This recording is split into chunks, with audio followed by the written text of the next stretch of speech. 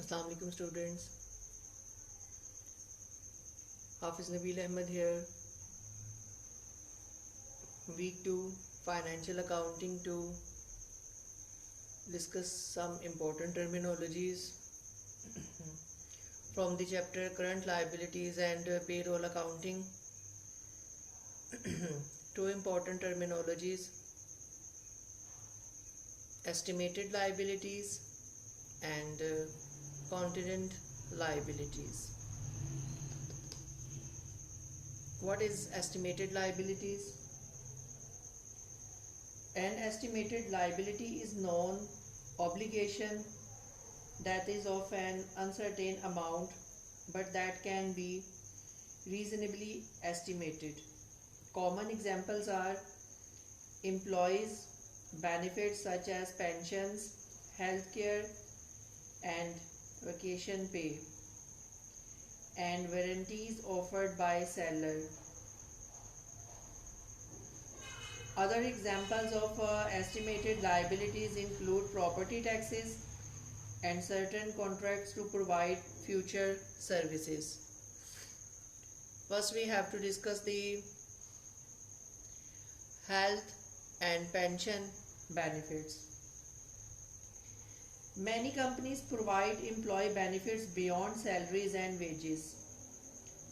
An employer often pays all or part of medical, dental, life, and disability insurance. Many employers also contribute to pension plans, which are agreements by employers to provide benefits to employee after retirement. Many companies also provide medical care and insurance benefit to their retirees. When payroll taxes and charges for employee benefits are totaled, payroll costs often exceed employees' gross earnings by 25% or more. The entry should be like employee benefit expenses, 2. Employee medical insurance payable, 2. Employee retirement program payable. Vacation benefits. Many employers offer paid vacations benefit, also called paid absence. Assume that salaried employees earn 2 weeks vacation per year. This benefit increases employers' payroll expenses because employees are paid for 52 weeks but work for only 50 weeks. Total annual salary is the same, but the cost per week worked is greater than the amount paid per week. For example, if an employee is paid 20,800 rupees for 52 weeks but works only 50 weeks, the total weekly expense to the employer is 416 rupees instead of 400 rupees cash paid weekly to the employee. The 16 rupees difference between these two amounts is recorded weekly as follows. The entry should be like vacation benefits expenses to vacation benefits payable. Bonus plan.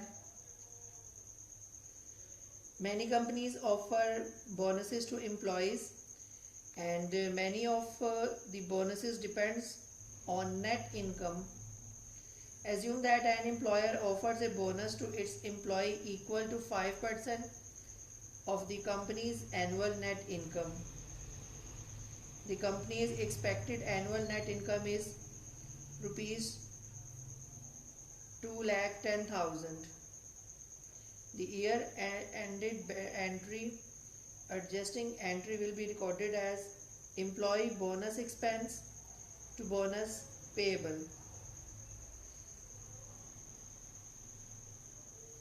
When the bonus is paid, bonus payable is debited and cash is credited for the calculated amount.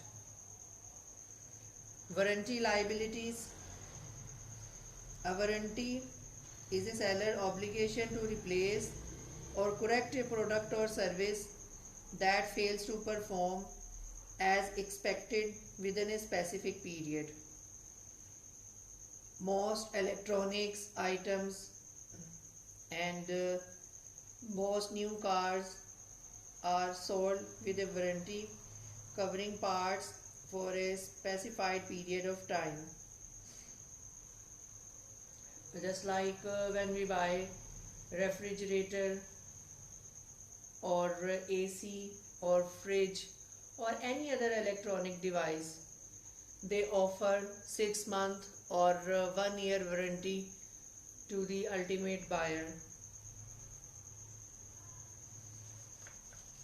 The entry should be warranty expenses to estimated warranty liability.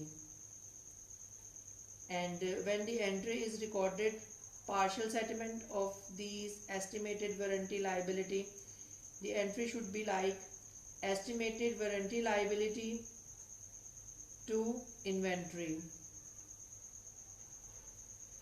This entry reduces the balance of the estimated warranty liability. Warranty expenses was previously recorded in an estimated amount. Finally, what happens if total warranty expenses are more or less than the estimated? The answer is that management should monitor actual warranty expenses to see whether the rate is accurate or not.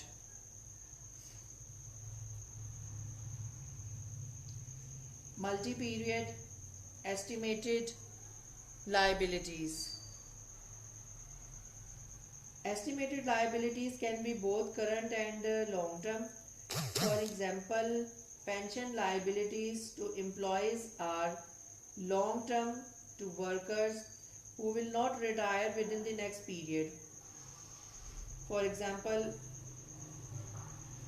who are retired or will retire within the next period, a portion of pension liability is current. Other employees include employee health benefits and warranties. Many warranties are for 30 or 60 days in length. Estimated cost under these warranties are properly reported in current liabilities. Many other warranties are for 3 years. A portion of these warranties is reported as long-term. Contingent liabilities. A contingent liability is potential obligation that depends on a future event arising from a past transaction or event. An example is pending lawsuit. A past transaction or event lead to a lawsuit whose result depends on the outcome of the suit. Future payment of a contingent liability depends on whether an certain future event occurs. Accounting for contingent liabilities depend on the likelihood that a future event will occur and the ability to estimate the future amount owed if this event occurs. 3 different possibilities are identified in the following chart. First one is record liability. Number second is disclose in note, and the last one no disclose. As we know, contingent liability have probable, possible, remote. If it is probable, then estimable or maybe non-estimable. If estimable, then record liability. If non-estimable, disclose in notes.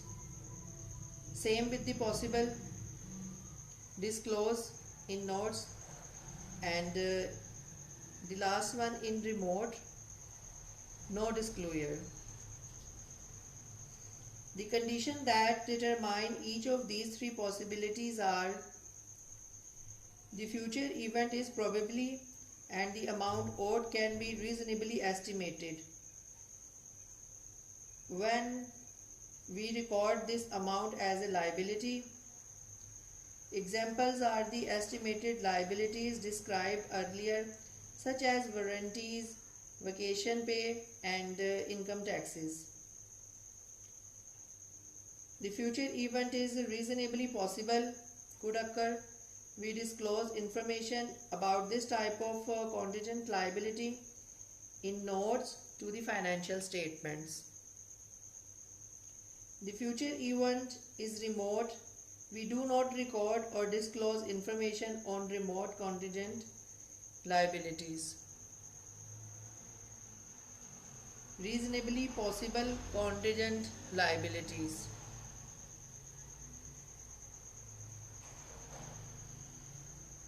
In this section, we discuss contingent liabilities that commonly fall in the second category.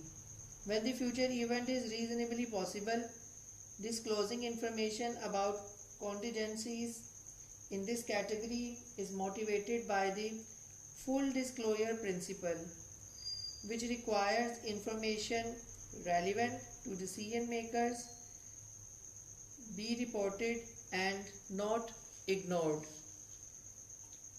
Potential legal claims. Many companies are sued or at risk of being sued. The accounting issue is whether the defendant should recognize a liability on its balance sheet or disclose a contingent liability in its notes while a lawsuit is outstanding and not yet settled.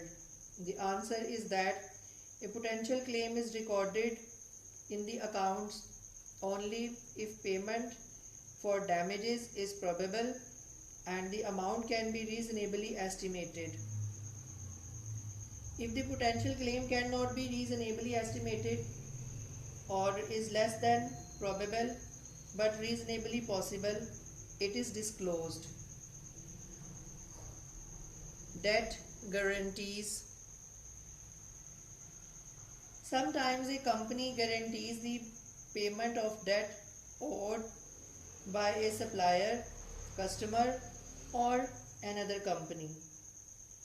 The guarantor usually discloses the guarantee in its financial statement notes as a contingent liability. If it is probable, then the debtor will default. The guarantor needs to record and report the guarantee in its financial statements as a liability.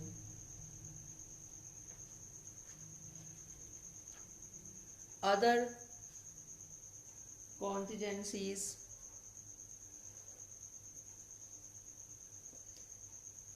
Other examples of contingencies include environmental damages, possible tax assessments, insurance losses, and investigations.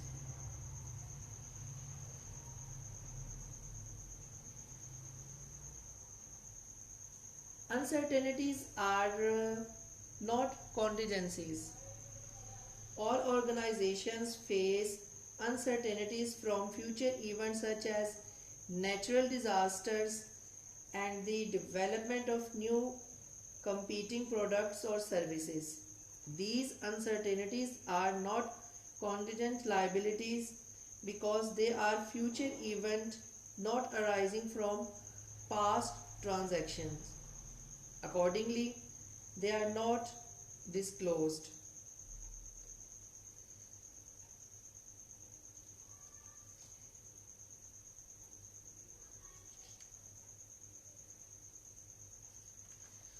Thank you very much. End of the lecture.